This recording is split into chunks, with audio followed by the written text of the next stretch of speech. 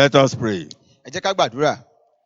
We are going to the revival hour. À ń lọ sínú wákàtí ìsọjí. Lord, we pray that you revive us in Jesus' name. Olúwa gbàdúrà pé kẹ́ jọ̀wọ́ kẹ́ sọ ayé wa jí ní orúkọ Jésù. Revive us in Jesus' name. Ẹ sọ wá jí padà ní orúkọ Jésù. Revive the church of God from above in Jesus' Ẹ name. sọ ìjọ rẹ jí padà láti òkè ọ̀run wá ní orúkọ Jésù. Holy Spirit, we pray that you give us the power of prayers Ẹ̀mí mímọ́ a bẹ̀bẹ̀ bí kẹ́ jọ̀wọ́ kẹ́ fún wa ní agbára àdúrà and the power of evangelism, àti agbára ìjèrè ọkàn. even to witness to others and bring them to the fold of Christ in Jesus' name. Pàápàá kí a bá lè jèrè ọkàn wá sí agbo Kristi Jésù lórúkọ Jésù. Save us from the powers of darkness. Ẹ gbà wá kúrò ní ọwọ́ agbára òkùnkùn. Save us from every parental dedication to evil spirits. Ẹ gbà wá kúrò lọ́wọ́ ìfarinijì láti ọwọ́ òbí sí ọwọ́ àwọn ẹ̀mí àìmọ́. And so therefore make us to be steady for you in the name of Jesus. Àti pé pàápàá kẹ́ jọ̀wọ́ kẹ́ mú wa máa rìn papọ̀ ní ìfẹ̀gbẹ́kẹ̀gbẹ́ pẹ̀lú rẹ̀ lórúkọ Jésù. As we go into these prayers today, deliver us in Jesus' name. Bá a ti ń lọ sínú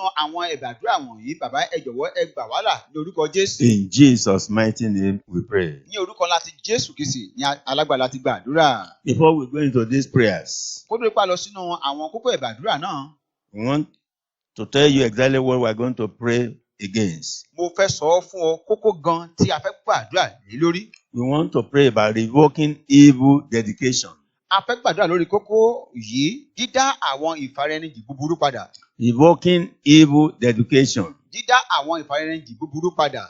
In Galatians 3, Nínú ìwé Gàlátíà orí ìkẹta, verse 13, ẹsẹ̀ ìkẹtàlá, it says, Christ has redeemed us from the curse of the law, being made a curse.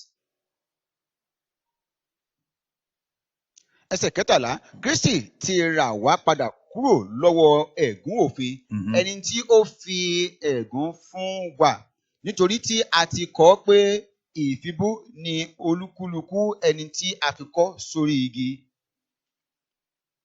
Verse 14 says that the blessing of Abraham might come on the Gentiles through Jesus Christ. We might receive the promise of the Spirit through faith. Ẹsẹ̀ kẹrìnlá, kí ìbùkún Ábúráhámù bá a lè wá sórí àwọn kèfèrí nípa Kristi Jésù, kí àwa bá a lè gba ìlérí ẹ̀mí nípa ìgbàgbọ́. So we can see that most of us, many people, before we became Christians, we have been joined together with what our parents had been serving. Ọ̀pọ̀lọpọ̀ nínú wa, ọgọ́rùn-ún gan pàápàá, kó lórí pé a mọ Ọlọ́run, àwọn òbí wa ti fi àwa lé ọwọ́ àwọn, wọ́n ti fà wá lé, wọ́n sì ti fà wá jì fún ọwọ́ àwọn ẹ̀mí àìmọ́. So we are going to see and save ourselves from for arresting parental dedications to evil spirits, idols, and shrines. Nítorí náà báyìí, nípasẹ̀ ṣíṣe àtúnṣe ìfi ara ẹni jì láti ọwọ́ àwọn òbí sí àwọn ẹ̀mí búburú, sí àwọn òrìṣà, ojúbọ àti bẹ́ẹ̀ bẹ́ẹ̀ lọ. So it is our responsibility to appropriate the curse-breaking power of Christ. Nítorí náà báyìí, ó wá jẹ́ ojúṣe wa láti lè lo ọ̀nà èyí láti lè mọ̀ nípa ti Jésù Kristi, agbára ti Jésù Kristi èyí tí ń gé àwọn agbára ẹ̀gún kúrò. So to rid up of any effect of dedication to the power of darkness. Pàápàá jùlọ kí ó bá lè mú kúrò àwọn ìfarahàn búburú láti ọwọ́ agbára òkùnkùn. In Numbers chapter 6. Nínú ìwé Númérì orí ìkẹfà. Numbers chapter 6. Nínú ìwé Númérì orí ìkẹfà. Verse 27. Ẹsẹ̀ kẹtàdínlọ́gbọ̀n. And they shall put my name upon the children of Israel, and I will bless them. Báyìí ni wọn ó fi orúkọ mi sára àwọn ọmọ Ísírẹ́lì, èmi yóò sì bù sí i fún wọn. So when the name of the Lord is called, anything that is against the blessings of God, God will turn it upon us. Nítorí náà nígbà tí a bá ké pe orúkọ Olúwa, ohun gbogbo tí ó jọ mọ́ ìbùkún fún Ọlọ́run, gbogbo rẹ̀ pátá la ó dà padà sí orí wa. In Deuteronomy 28 verse 10. Nínú ìwé Deuteronomy orí kejìdínlọ́gbọ̀n ẹsẹ̀ kẹwàá. And all people of the earth shall see that thou art called by the name of the Lord, and they shall be afraid of thee. Nínú ìwé Deuteronomy orí kejìdínlọ́gbọ̀n ẹsẹ̀ ìkẹwàá nínú rẹ̀. Ó kà báyìí wípé gbogbo ènìyàn ayé yóò sì rí pé orúkọ Olúwa ni a fi ń pè ọ́, wọn ó sì máa bẹ̀rù rẹ.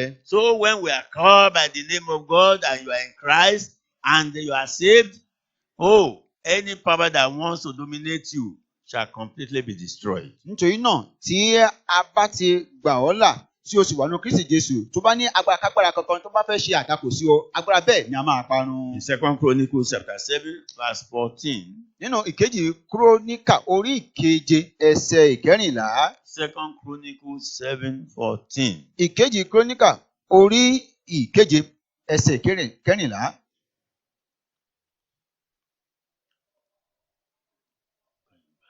Ẹsẹ̀ kẹrìnlá kà yìí pé bí àwọn ènìyàn mi tí à ń pè orúkọ mi mọ́ bá rẹ ara wọn sílẹ̀, tí wọ́n bá sì gbàdúrà, tí wọ́n bá sì wá ojú mi, tí wọ́n bá sì yí padà kúrò nínú ọ̀nà búburú wọn, nígbà náà ni èmi ó gbọ́ láti ọ̀run wá, èmi ó sì dárí ẹ̀ṣẹ̀ wọn jì, èmi ó sì wo ilẹ̀ wọn sàn.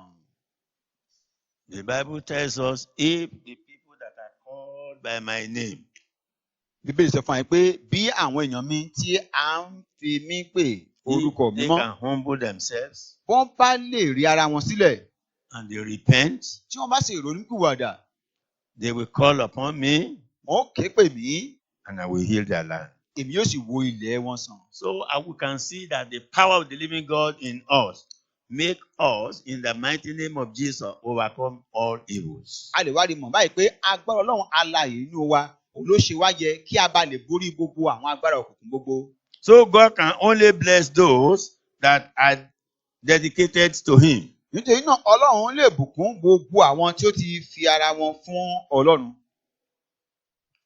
And people who have His powers upon their lives. Àti àwọn èèyàn tí wọ́n ní agbára Ọlọ́run nínú ayé wọn.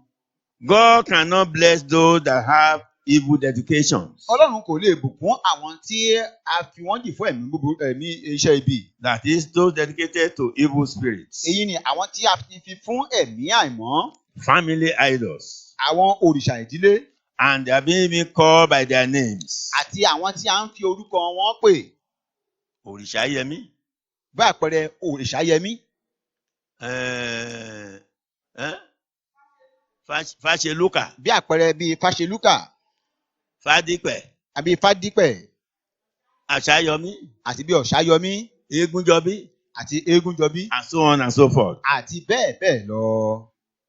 So those that are called by the names of these idols, they cannot receive the blessings of God so much. Àti àwọn tí a ń fi orúkọ àwọn òrìṣà yìí pè, àwọn wọ̀nyí o, wọn kò lẹ́tọ̀ọ́ sí ìbùkún Ọlọ́run. Those that are rally with the family shrines. Àwọn tí ẹ pé a ti gbé sí ojúbọ ìdílé. River spirits. Àwọn ẹ̀mí omi. Or those promised to many idols in the shrines. Àti àwọn tí a ti ṣe ìlérí fún ní ojúbọ àwọn òrìṣà wọ̀nyí. So these people, they cannot receive the blessings of God except they find Jesus. Nítorí náà àwọn wọ̀nyí wọn kò lè rí ìbùkún Ọlọ́run gbà àyàfi tó máa wá Jésù ní àwárí. There was a man called Jabez. Ọkùnrin kan wà tí à ń pè ní Jábésì. Jabez was a son of sorrow.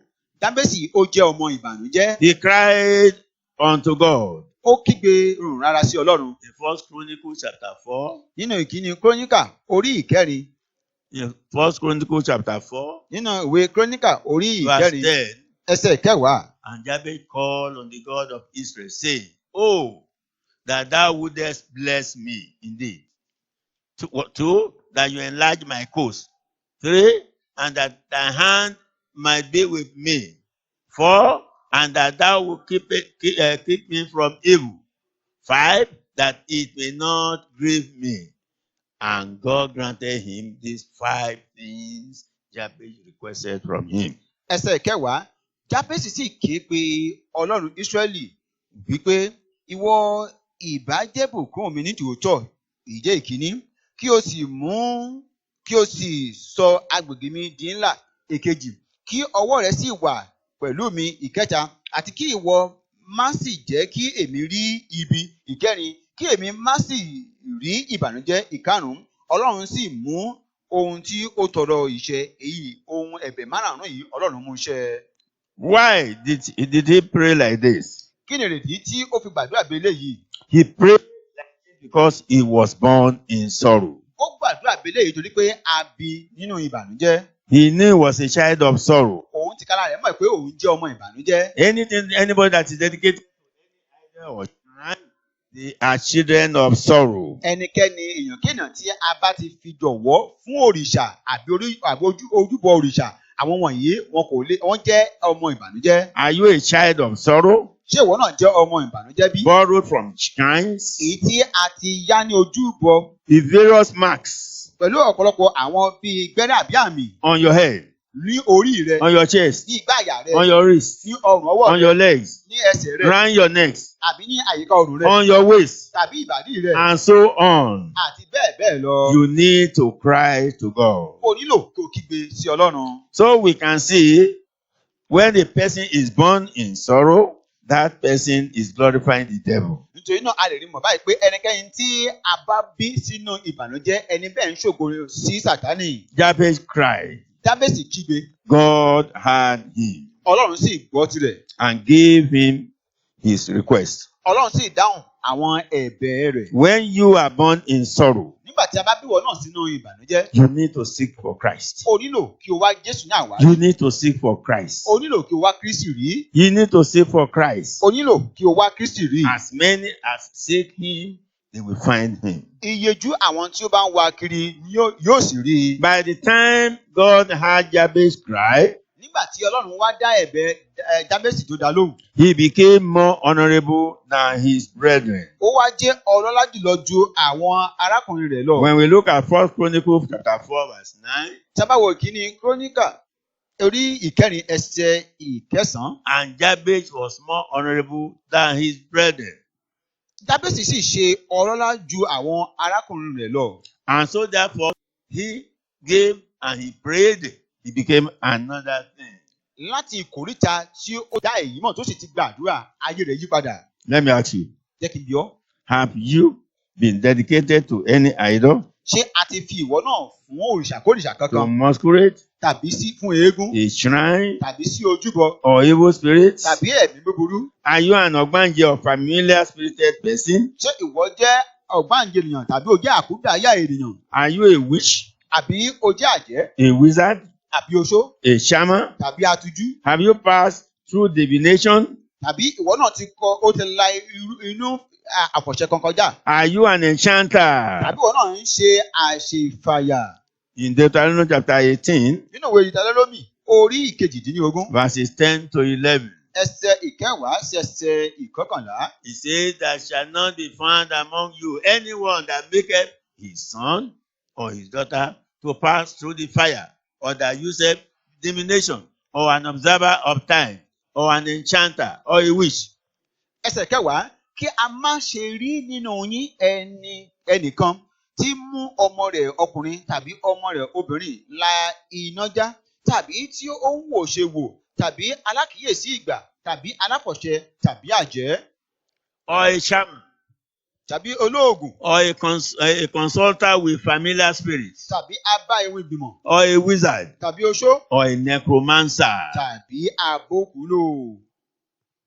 So don't be deceived. Nítorí náà má ṣe jẹ́ kí a tàn ọ́ jẹ. If you are in it as a born again Christian, Tí o bá wá ti wà nínú rẹ̀ gẹ́gẹ́ bí ẹni tí a ti tú bí, and you still remain in all this, tí o sì wà nínú gbogbo àwọn nǹkan báwọn nì, your heaven is closed against you. ọ̀run rẹ ó ti tì mọ́ ọ. Your heaven is closed against you. A ti ti ọ̀run mọ́ ọ. In Deuteronomy 18 verse 12, Nínú ìwé Ìtàlélómì orí ìkejìdínlógún ẹsẹ̀ ìkejìlá, hear what God says. gbọ́ ohun tí Ọlọ́run sọ níbẹ̀. For all that do these things are an abomination unto the Lord. And because of these abominations, the Lord thy God doth drive them out from before thee. Nítorí pé gbogbo àwọn tí ń ṣe nǹkan wọ̀nyí ìríra ni sí Olúwa, àti nítorí ìríra wọ̀nyí ni Olúwa Ọlọ́run rẹ ṣe lé wọn jáde kúrò níwájú rẹ̀. So don't be deceived. Nítorí náà má ṣe jẹ́ ká tàn ọ́ jẹ. Turn away from all these vices. Yí padà kúrò ní gbogbo àwọn iṣẹ́ láabi wọ̀nyí. Oh, your two hands up for God. Ọwọ́ rẹ̀ méjèèjì ni kí o nà fún Kristi fún Confess Ọlọ́run. your sins. Kí o sì jẹ́wọ́ Go àwọn for ẹ̀ṣẹ̀ rẹ̀. deliverance. Kí o sì lọ fún ìtúsílẹ̀.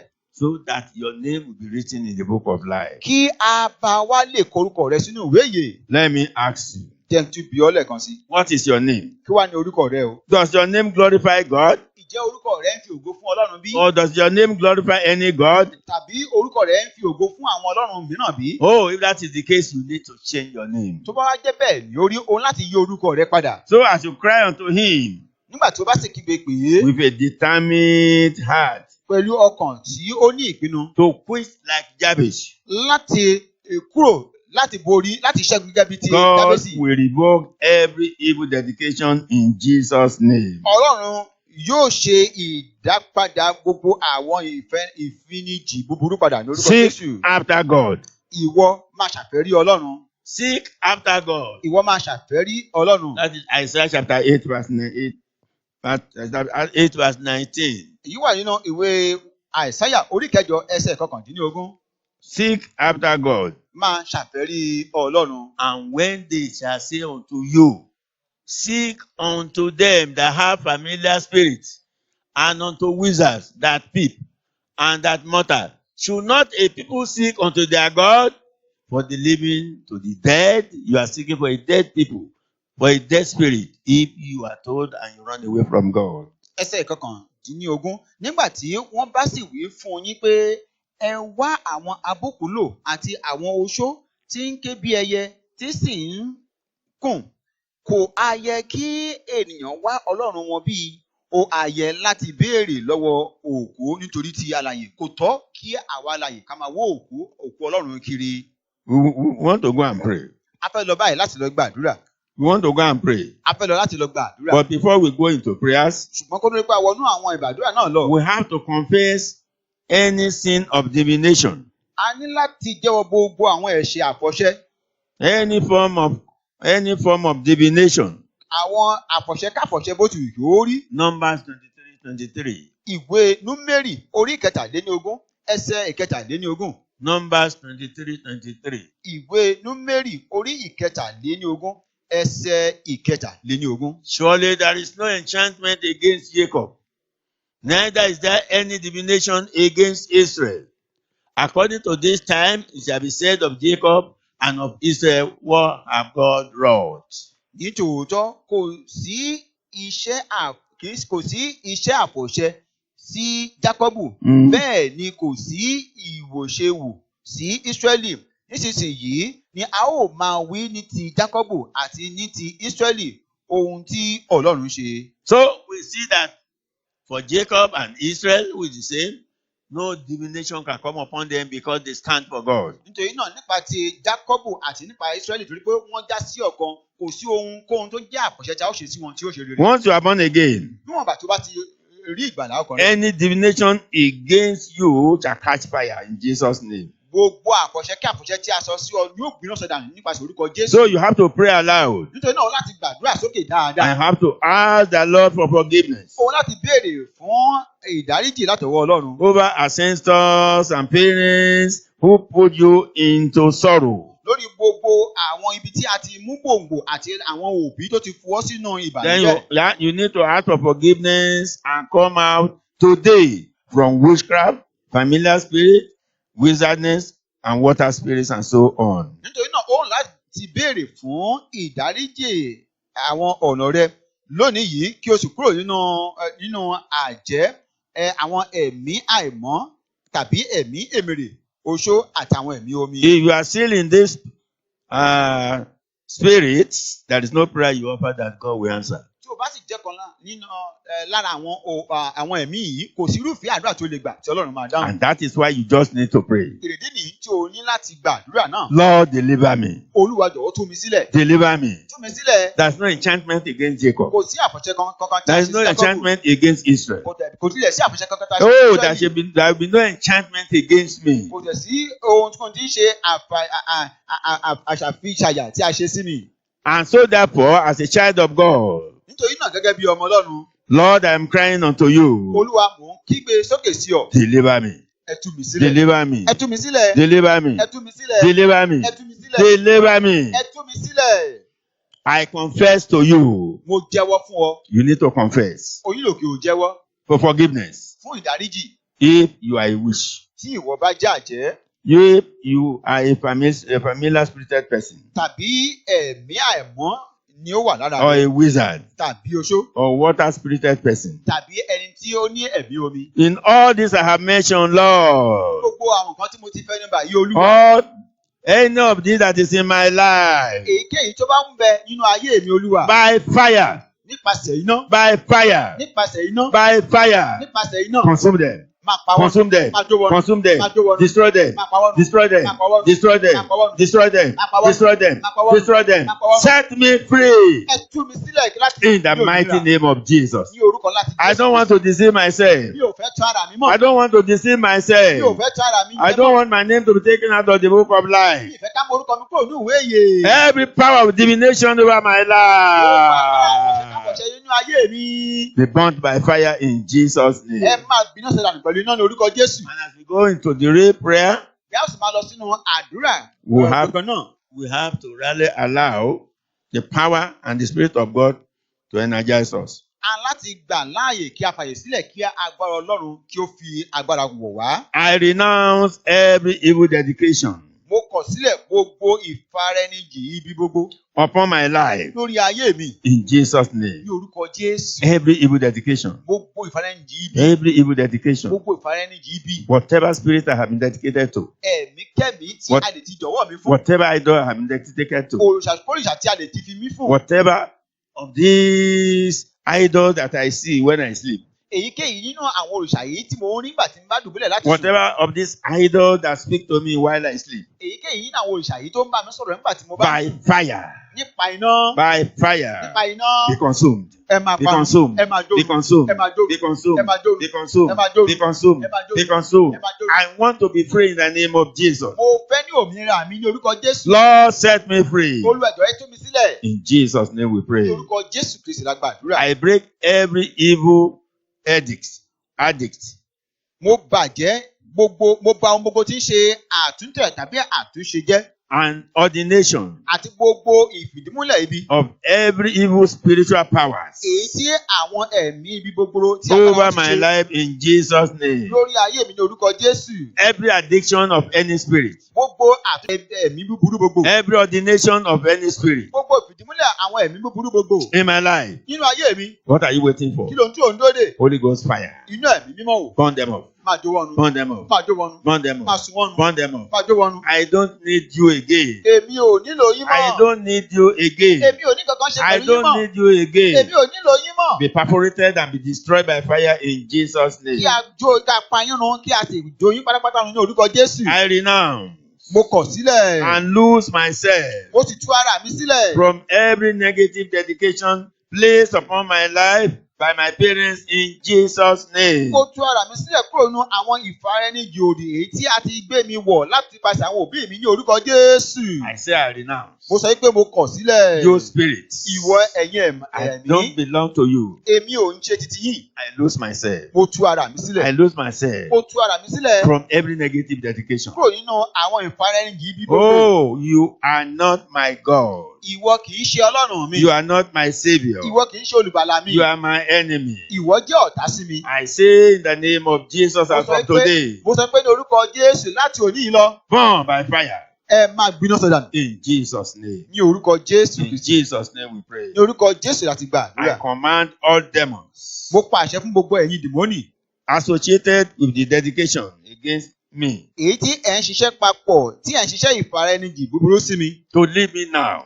Láti fi mí sílẹ̀ báyìí. Leave me now. Ẹ fi mi ayé mi sílẹ̀ Leave me báyìí. now. Ẹ fi mí sílẹ̀ báyìí. Leave me now. Fi mí sílẹ̀ báyìí. Or be consumed by fire in the name of Jesus. Kí ẹ sì di píparun nípasẹ̀ iná ní orúkọ In Jésù. Jesus' name we pray. Ní orúkọ ńlá ti Jésù láti gba àdúrà. I take authority Mo wá gba àṣẹ báyìí over all the associated causes. lórí àwọn ẹ̀gún alásopọ̀ gbogbo. Oh, that might have followed me for rejecting them in Jesus' name. Èyí jẹ́ pé ó lè máa ti máa tẹ̀lé mi, mo kọ gbogbo rẹ̀ sílẹ̀ lórúkọ Jésù. I destroy them you all. Mo pa gbogbo wọn I pátápátá take pa wọ́n run. authority over you Mo ti gba àṣẹ lórí ẹ in the gbogbo yín. name of Jesus. Ní orúkọ ńlá ti Jésù. I take authority over you. Mo gba àṣẹ lórí yín. Be displaced. Ó yá ẹbẹ̀ sí fàyè yín Be sílẹ̀. destroyed. Ẹbẹ̀ sí di Be pípanu. displaced. Ẹ máa fi Be àyè sílẹ̀. destroyed. Ẹ máa di Be pípanu. displaced. Ẹ máa fàyè yín Be sílẹ̀. Ẹ destroyed. máa di pípanu. You curses. Ìwọ ẹ̀yin ẹ̀gún. In the name of Ní Jesus. orúkọ ńlá ti Jésù. In Jesus' name we pray. Ní orúkọ Jésù Kristi láti gba àdúrà. Lord, Olúwa. cancel the evil consequences of any broken demonic promise. Olúwa ẹ fagilé gbogbo àwọn àbájáde ibi lórí àwọn iṣẹ́ dìmọ́nì lórí àwọn ìlérí dìmọ́nì. Every promise of demons Gbogbo ìlérí àwọn dìmọ́nì. over my life, Lórí ayé mi. over my Lórí life, ayé mi. remain cancelled by fire in Jesus' name. Ẹ di fífagilé nípa iná Ọlọ́run ní orúkọ Jésù. I have rejected you. Èmi ti kọ̀ yín sílẹ̀. Every evil consequences of really rejecting you. Gbogbo àwọn àbájáde ibi torí pé mo kọ̀ yín sílẹ̀. Oh, be completely consumed by fire in Jesus' name. Báyìí ẹbẹ̀ sí máa gbiná sọ̀dà pátápátá ní orúkọ Jésù. I don't belong to you, Èmi ò ń ṣe titi yín mọ́. and I'm not in your category again. Èmi ò sì sí ní nínú ìhà yín I mọ́. belong to Jesus. Èmi jẹ́ ti Jésù. By the name of Jesus, Ní orúkọ Jésù. bow, Ẹ máa tẹríba. bow, Ẹ máa tẹríba. bow, Ẹ máa tẹríba. bow. Ẹ máa tẹríba. In Jesus' name we pray. Ní orúkọ Jésù láti gba I àdúrà. take authority Àníṣe mo gba àṣẹ báyìí over padà. all the authorities Lórí gbogbo àwọn àṣẹ gbogbo. emanating from broken dedication in the name of Jesus. Èyí tó lè jẹ́ àbájáde nípasẹ̀ ìfanẹ́yìn tí a ti bàjẹ́ ní That orúkọ I Jésù. have rejected you. Wípé èmi ti kọ̀ yín sílẹ̀. Oh, I have rejected all evil authorities. Èmi ti kọ̀ gbogbo àwọn àṣẹ ibi gbogbo. Every power Gbogbo agbára that may want to come out of it tí ó lè fẹ́ ti ẹ̀yìn rẹ̀ yọ, inú rẹ̀ yọ. against me, Láti lòdì sí mi, get destroyed. ẹ máa gba ìpanu. In the name of Jesus, Ní get orúkọ destroyed. Jésù ẹ máa gba ìpanu Get yín. destroyed. Ẹ máa gba ìpanu. Get Ẹ destroyed. máa di pípanu. Get Ẹ destroyed. máa di pípanu. Born by fire. Ẹ máa jónu pẹ̀lú iná. In Jesus' name, I pray. Ní orúkọ Jésù Kristi ni mo ti gba I àdúrà. command all demons Mo pa àṣẹ fún gbogbo ẹ̀yin dìmọ́nì. with any broken evil parental vow Mo pàṣẹ fún gbogbo ẹ̀yin dìmọ́nì tí ẹ̀ ń ti wípé àwọn òbí mi tí wọ́n ti mú àwọn ìlérí gbogbo tó ti ṣe láti pé wọ́n bàjẹ́ tó lè fẹ́ tẹ̀yìn rẹ̀ jáde. and dedication to depart from me now in Jesus' name. Àti ìfarẹ́ǹjì báyìí ó yá ẹ yà kúrò ní àmì báyìí ní orúkọ Jésù. No, I have no contact with you again. Èmi ò ní ìbáṣe kankan. I have no contact with you again. Èmi ò ní ìbáṣe kankan pẹ̀lú Anything papọ̀ that pẹ̀lú mímọ́. joins me and you together, Ohunkóhun tó bá so èmi àti ẹ̀yin papọ̀. oh, be completely rooted out in Jesus' name. Gbogbo ẹ̀ pátápátápátá ni a fà tú ní orúkọ Jésù. For breaking you and for disowning you, any vow that follows, I destroy in Jesus' name. Wípé mo kọ̀ yín sílẹ̀, wípé mo fi yín sílẹ̀, wípé mi ì ṣe ti yín mọ́. Gbogbo kan tó lè jẹ́ àwọn ìlérí àwọn òbí, mo kọ̀ gbogbo rẹ̀ sílẹ̀ ní orúkọ Jésù. In Jesus' name we pray. Ní orúkọ Jésù Kristi láti gba àdúrà. Every spirit of witchcraft Gbogbo ẹ̀mí àwọn àjẹ́. abiding in me, Èyí tí ń gbé iná mi. come out by fire Ẹ jáde pẹ̀lú iná. in the name of Jesus. Ní orúkọ láti Jésù. You that is inhabited by witchcraft, Ìwọ èyí jẹ́ pé o ti ń gbé inú ẹ̀mí àjẹ́. I want you to pray this prayer. Mo fẹ́ kí o gbàdúrà àdúrà yìí. Every spirit of witchcraft Gbogbo ẹ̀mí àjẹ́. abiding in me, Èyí tí ń gbé inú rẹ, tí ń gbé inú mi. fire, Iná. fire, Iná. fire. Iná o. Send them out in Jesus' name. Ó lé wọn jáde ní orúkọ Jésù. Let my body be too hot for you. Jẹ́ kí àgbàrá mi kó di gbígbóná jù Holy fún yín. Spirit, Ẹ̀mí mímọ́. come into me. Wọnú ayé mi Burn lọ. them up. Jó wọnú. In Jesus' name we pray. Ní orúkọ Jésù láti gba àdúrà. Every power of familiar spirit Gbogbo agbára ẹ̀mí àìmọ́. wanting to lock me out of heaven, Èyí tí ó fẹ́ tì mí jáde kúrò ní ìjọba ọ̀run. come out by fire also Ìwọ náà bákan náà jáde and pẹ̀lú be iná. burnt to ashes in Jesus' name. Kí a sì jó ọrùn dẹ eérú ní orúkọ Jésù. I must get to heaven at last. Mo gbúdọ̀ dé ọ̀run rere ní ọ̀rẹ́ yìí. Oh, you familiar spirit, Ìwọ ẹ̀yin ẹ̀mí àìmọ́. you cannot detain me. O ò lè dá mi dúró. You cannot waste my money, waste my time. O ò lè fi àkókò mi ṣòfò. O sì You lè fi cannot àkókò mi waste ṣòfò. my life. O lè sì lè fi ayé mi Come ṣòfò. out by fire now Jáde pẹ̀lú agbára iná ní orúkọ and be Jésù. burnt to ashes in Jesus' Kí name. o sì jó di eérú ní orúkọ Jésù. Now, if you know you have a familiar spirit, don't joke with this prayer. Báyìí tí o bá mọ̀ pé o ní ẹ̀mí àìmọ́ nínú ayé rẹ̀, You just ṣe have to gbàdúrà pray. ìṣòro. O ní láti You gbàdúrà. have to pray. O ní láti You gbàdúrà have to náà. pray. O ní láti You have gbàdúrà to náà. pray. O ní láti gbàdúrà. Oh, unlock them and destroy them. Olúwa jọ̀wọ́, ó yá ẹ mú wọn jáde kí ẹ sì pa wọ́n run. Any evil spirit ẹ̀mí kẹ́mí. working against the Spirit of God, Ẹ̀mí kẹ́mí tó jẹ́ ẹ̀mí ibi tó ń ṣiṣẹ́ tako ẹ̀mí am I Ọlọ́run. getting to heaven Èyí tó yẹ kó lè dì mí lọ́wọ́ láti lè jẹ́ ọ̀run rere. in my life? Nínú ayé mi. What are you waiting for? Kí wá lóhun tí ò ń dúró dé? I denounce you. Àníṣe mo kọ gbogbo I yìí sílẹ̀. reject Mo you. kọ̀ yìí sílẹ̀. In the name of Jesus. Ní orúkọ Jésù. Come out by fire in Jesus' name. Jáde pẹ̀lú iná ní orúkọ Jésù. Whatever evil spirit you are, Ẹ̀mí kẹ́mi ibi tó bá you have no right to live in me. O ò ní ẹ̀tọ́ kankan láti gbé iná mi. You have no right to reside in me. O ò tẹ̀ ní ẹ̀tọ́ kankan láti máa gbé I want to inú get mi. to heaven. Mo fẹ́ dé ọ̀run rere. You cannot go with me to heaven. O ò lè bá mi lọ sí You ọ̀run rere. have to get out of my life O ní láti jáde kúrò ní ayé mi. by fire. Pẹ̀lú iná. By fire. Pẹ̀lú iná. By fire. Pẹ̀lú iná. I reject you. Mo kọ̀ yín In sílẹ̀. Jesus' name. Ní orúkọ Jésù. Come out by fire in the name of Jesus. Jáde pẹ̀lú iná ní orúkọ Jésù. In Jesus' name we pray. Ní orúkọ Jésù ni mo ti gbàdúrà. Every power Gbogbo agbára. swallowing the result of my prayer. Tó ń gbé èsì àwọn àdúrà mi mì. Fall down Ṣubú lulẹ̀. and die in the name of Jesus. Kí o sì kú ní orúkọ Jésù. You cannot devour my prayers. O ò lè máa gbé àwọn àdúrà mi. Let àdúrà mi my mọ́. prayers be filled with fire. Jẹ́ kí a fi iná kún agbára àdúrà mi. My prayers. Àwọn àdúrà mi. My prayers. Àwọn àdúrà Be mi. filled with fire. Bẹ̀ẹ̀ tí kú Be pẹ̀lú filled iná. with Ẹ fire. máa kún pẹ̀lú Be iná. filled with Iná fire. kó máa kún Be yín. filled with Iná fire. kó máa kún yín. Every devouring powers. Gbogbo àwọn agbára tí ń pa nínú. Every devouring powers of that eat my prayers. Gbogbo àwọn agbára tí ń jẹ àdúrà mi nù. Die. Ẹ máa kú, ẹ máa kú, ẹ máa kú, Die. ẹ máa kú, Die. ẹ máa kú, Die. ẹ máa kú, Die. ẹ máa kú, ẹ Die. máa kú. In Jesus' name we pray. Ní orúkọ Jésù láti gba àdúrà. Every addicted insect Gbogbo àwọn kòkòrò tí a ti gbé tó ti gba iṣẹ́ ìránṣẹ́ in ìgbé form òkúrò of ṣe human being ní ìrísí ti ènìyàn. polluting my breakthrough, Èyí jẹ́ pé ó mú àṣeyọrí mi tí ó ń sọdá rúdurùdu. fall down and die right now. Ṣubú lulẹ̀ kí o sì kú lọ́wọ́lọ́wọ́ báyìí. Every addicted insect Gbogbo àwọn kòkòrò iṣẹ́ in form of lọ́wọ́. human being Èyí tí ń ṣiṣẹ́ gẹ́gẹ́ bí ìrísí polluting ènìyàn. my breakthrough. Èyí tí ń yọ àṣeyọrí mi lẹ́nu. What are you waiting for? Kí wá lóhun tó ń dúró dè? What are you waiting Kí for? wá lóhun tó ń dúró dè? Fall down. Ṣubú lulẹ̀. Fall down. Ṣubú lulẹ̀. Fall down. Ṣubú lulẹ̀. Fall down. Ṣubú lulẹ̀. Die. Máa kú. Die. Máa kú. Die. Máa kú. Die. Máa kú. In Jesus' name. Ní orúkọ Jésù Kristì. Every blood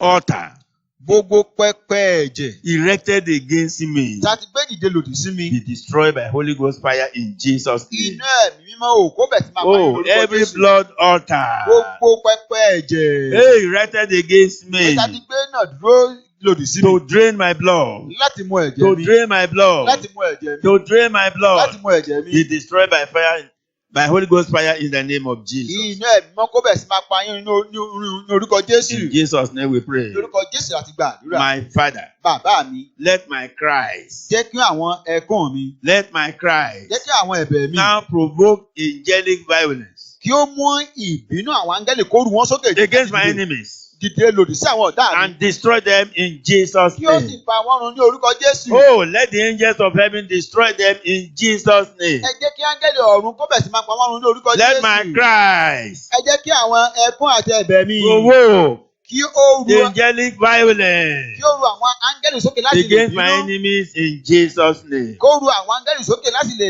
mú kí ìbínú wọn kó ru sí àwọn ọ̀tá mi ní In orúkọ Jesus' Jésù. name we pray. Ní orúkọ Jésù láti gbà. You garment of evil altar. Ìwọ agbádá ibi tí ń ṣe pẹpẹ ibi. You garment of evil altar Ìwọ agbádá pẹpẹ ibi and confusion àti ìdàrúdàpọ̀ burned by fire in Jesus' name. máa di jíjó oorun pẹ̀lú iná ní orúkọ You Jésù. evil garment. Ìwọ pẹpẹ agbádá ibi. You garment of evil. You garment of evil altar. Ìwọ pẹpẹ ibi. Ìwọ agbádá pẹpẹ ibi. Burn. Máa jó. Burn. Máa jó. Burn. Máa jó. Burn. Máa jó. Burn. Máa jó. Burn. Máa jó. Burn. Máa jó. By fire. Pẹ̀lú iná. In Jesus' name we pray. Ní orúkọ Jésù láti gba àdúrà. Every cause of automatic failure. Gbogbo àwọn ẹ̀gún tí mú ìjákulẹ̀ dandan yín wá Break now in Jesus' name. máa bá bàjẹ́ ní orúkọ Jésù. Automatic failure. Ìwọ ìjákulẹ̀ Automatic dandan yín. failure. Ìwọ ìjákulẹ̀ tí a ti pèsè In sílẹ̀ business, nínú òkòwò, in marriage, nínú ìgbéyàwó, in anything I lay my hands on. ní orí ohun tí máa dáwọ́ mi lé. Every cause of automatic Gbogbo failure. ẹ̀gún tí mú ìjákulẹ̀ What nígbà are kan you wá. waiting Kí ló for? tó wá dúró dè? Break now. Ẹ máa bàjẹ́ Break báyìí, now. máa bàjẹ́, Break máa now. bàjẹ́, Break máa now. bàjẹ́, Break now. àpọ́dànù, Break máa now. bàjẹ́. In Jesus' Ní name. orúkọ láti Jésù. In Jesus' name we pray. Ní orúkọ Jésù láti gba àdúrà. Every satanic device Gbogbo irinṣẹ́ Sátánì upon my life, lórí ayé mi, I revoke you in Jesus' name. mo ra yín padà báyìí lórúkọ Every Jésù. satanic device Gbogbo irinṣẹ́ Sátánì upon my life, tó lò lórí ayé mi. I revoke you. Àníṣe mo dá ọ I padà. stand against you. Mo dúró takò I ọ́. revoke you. Mo dá ọ I padà. destroy you. Mo pa ọ́ run. In the mighty name of Jesus. Orúkọ ńlá ti Jésù Be Kristi. destroyed in Jesus' name. Máa di kíparun ní orúkọ In Jésù. Jesus' name we pray. Ní orúkọ Jésù láti gba àdúrà. Rain of fire. Òjò yìí náà. Fall upon my enemy. Máa rọ̀ dẹ̀dẹ̀ sórí àwọn ọ̀tá mi. Oh, of lack of progress in Jesus' name. Àti àìlè lágbára àti láti tẹ̀síwájú ní orúkọ Jésù. Rain of fire. Òjò yìí náà. Fall upon my enemies, Máa rọ̀ dẹ̀dẹ̀ lórí àwọn ọ̀tá mi. which prevent my progress in Jesus' name. Èyí tó ń yọ ìtẹ̀síwájú mi lẹ́nu ní orúkọ Jésù. Fire. Iná o. Rain of fire. Rain of fire. Òjò iná. Seek my enemies. Òjò iná máa Seek wọ̀ my ọ̀tá àwọn enemies ọ̀tá mi rí. that hide in places and preventing me from going forward in Jesus' name. Òjò iná kó máa wá àwọn ọ̀tá mi káàkiri ètò ẹ̀kọ́ ti sáfà ọmọ sí ní kọ́lọ́fín tí ò fẹ́ kí n ṣe àṣeyọrí kó máa dán ọrùn ní orúkọ Jésù. In Jesus' name we pray. Ní orúkọ Jésù mo ti gba àdúrà. Oh Lord, Olúwa arise ẹ dìde. and bring final solution to all my stubborn problems in Jesus' name. Kí ẹ sì mú ọ̀nà àbáyọ tó yanrantí wá sórí gbogbo àwọn ìṣòro ayé mi tí ó ṣòro ní gbogbo ní orúkọ Jésù. Olúwa Arise. ẹ dìde. Oh Lord, Olúwa ẹ arise. dìde. Oh Lord, Olúwa ẹ arise. dìde. God the Father, Ọlọ́run bàbá, Son, Ọlọ́run ọmọ, and the Holy àti Spirit, Ọlọ́run ẹ̀mí mímọ́. arise Ẹ dìde. and bring final solution to all my stubborn situations and problems in Jesus' name. Kí ẹ sì mú ọ̀nà àbáyọ wá èyí tí pé yóò jẹ́ ọ̀nà àbáyọ kalẹ̀ sórí gbogbo àwọn wàhálà ayé mi tí ó ṣe olórí kunkun ní orúkọ Jésù. In Jesus' name we pray. Ní orúkọ Jésù láti gba àdúrà. And finally, Àti pé ní ìkẹyìn, power of heaven. agbára ọ̀run, Power of heaven. agbára láti ọ̀run wá. Arise Ẹ dìde. and show your mercy Kí ẹ sì fi àánú rẹ hàn over this country lórí orílẹ̀-èdè yìí and world at large. àti lórí àgbáláyé. Over coronavirus. Lórí àrùn kòrónà. Put an end to the spread Kí ẹ sì fi òpin sí ìtànkálẹ̀ rẹ̀. and put a stop to the existence. Kí ẹ sì fi ìdáwọ́dúró sí wíwà láàyè rẹ̀. Cover our families Kẹ́ bu ayé ẹbí wa mọ́lẹ̀. from infection Kí àìsàn kòkòrò àrùn yìí kó má bàa kàn wá lára. and Nigeria and world at large in Jesus' name. Àti lórí orílẹ̀-èdè yìí Nàìjíríà àti lórí àgbáláyé lápapọ̀ ní orúkọ Jésù. God the Father, Ọlọ́run bàbá, God the Ọlọ́run Son, ọmọ and of the Holy Spirit, àti Ọlọ́run ẹ̀mí mímọ́. Ẹ arise. dìde. Show your mercy Kí ẹ fi àánú yín hàn. over this country, Nigeria, Lórí orílẹ̀-èdè Nàìjíríà. and world at large, Àti lórí àgbáláyé lápapọ̀. over this pandemic disease coronavirus. Lórí àìsàn kòkòrò kòrónà tí ń tàn káàkiri ilẹ̀ Put yìí. an end to the spread now Ẹ fi òpin sí ìtànkálẹ̀ rẹ̀. and put a stop to the Kí ẹ sì existence. fi pé ó tó jẹ́ sórí wíwà láàyè rẹ̀. Cover our families Kẹ́ bo àwọn ẹbí wa kẹpa wá from infection kúrò nínú àwọn àlẹ̀mọ́ àìsàn kòkòrò and yìí. Nigeria as a country Àti Nàìjíríà gẹ́gẹ́ bí orílẹ̀-èdè. and world at large. Àti lórí gbogbo àgbáláyé lápapọ̀. In Jesus' name we pray. Ní orúkọ ńlá ti Jésù láti gba àdúrà. So, Father Lord, we thank you Nítorí náà bàbá àdúpẹ́ lọ́wọ́ for yín. the words of prayer, Lórí àwọn ẹ̀bẹ̀ àdúrà the wọ̀nyí. real prayer of deliverance. Ó jẹ́ àdúrà tó sílẹ̀ ní tòótọ́. Deliver us from what we have even cried unto you for. Ẹ tú wa sílẹ̀ lórí àwọn ẹ̀bẹ̀ àdúrà láti gbà sí yín. Make us free. Ẹ mú kí a wà ní Make us ìtúsílẹ̀. free. Ẹ mú kí a wà ní Because the ìtúsílẹ̀. Bible says, when the Son sets you free, you are free indeed. Torí pé bẹ́ẹ̀ sọ fún wa pé tí ọmọ bá sọ yín di òmìnira, ẹ̀yin náà di òmìnira ní Make tòótọ́. us free Ẹ sọ wá di òmìnira. from the panicles and powers of the devil in Jesus' name. Ẹ fún wa ní òmìnira lórí àwọn agbára tí ó ń dì mọ́ wa àti lórí àwọn agbára And búburú from gbogbo. all parental powers of introducing us to various shrines and powers of darkness in the mighty name of Jesus. Kí ẹ sì gbà wá là kúrò lọ́wọ́ àwọn agbára òbí èyí tẹ́ pé ó ti fi wá jì fún àwọn agbára òkùnkùn gbogbo ní orúkọ Jésù. I am praying for all that have prayed seriously. Mo ń gbàdúrà fún gbogbo àwọn tó ti gbàdúrà kíkan dáadáa. Every demonic powers Gbogbo agbára dèmónì. seizing their joy, Èyí jẹ́ pé ó ń dá ayọ̀ wọn dúró. seizing their power, Èyí tó ń gba agbára wọn kúrò. seizing their going forward, Èyí tó ń dá ìtẹ̀síwájú wọn dúró. making them not to hear the words of God, Èyí tí kò jẹ́ kó ń gbọ́ ọ̀rọ̀ Ọlọ́run mọ́. making them not even to have answers to their prayers. Èyí tí kò jẹ́ kí wọ́n rí èsì kankan gbà lórí àwọn Oh, ìdàgbà wọn. let all the powers of darkness Jẹ́ kí gbogbo àwọn agbára òkùnkùn bẹ́ẹ̀. be completely disorganized. Jẹ́ kí afọ́ wọn ká túútú. Be disorganized. Ẹ bẹ̀ sí gbà Be ìfọ́n ká. disorganized. Afọ́ yín ká. Be disorganized. Afọ́ yín ká. Holy Ghost fire. Inú ẹ̀mí mímọ́ o. Descend upon them. Kó sọ̀kalẹ̀ sórí And wọn. set your children free in the name of Jesus. Kí ẹ sì tú àwọn ọmọ yín sílẹ̀ lórúkọ In Jésù. Jesus' precious name we pray. Ní orúkọ Amen. ńlá ti Jésù tó ṣe iyebíye láti gba àdúrà. Àmín.